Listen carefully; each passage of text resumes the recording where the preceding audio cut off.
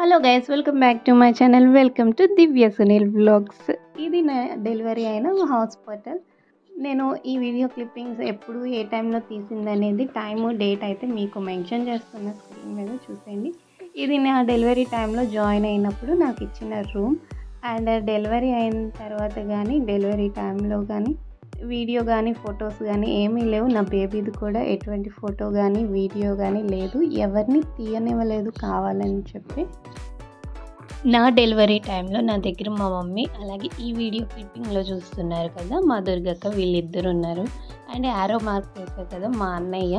Baby పేగు మెళ్ళో వేసుకుని పుట్టాడు, అందుకని మేనమామ చూడకూడదు అన్నారు.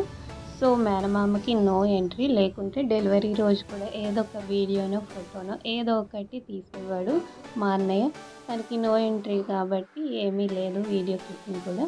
నాకు నార్మల్ డెలివరీ అయింది. సో 1 డే అయితే అబ్జర్వేషన్లో ఉంచారు, నెక్స్ట్ డే అయితే డిశ్చార్జ్ చేసేసారు.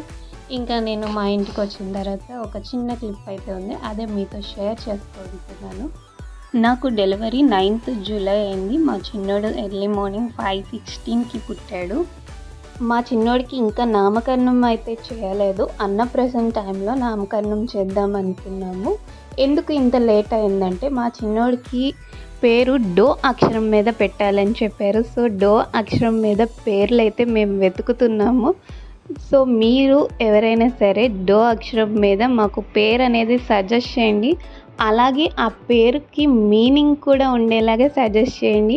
ఆ పేరు మీరు కామెంట్ సెక్షన్లో పెట్టి దాని మీనింగ్ కూడా మాకు చెప్పండి.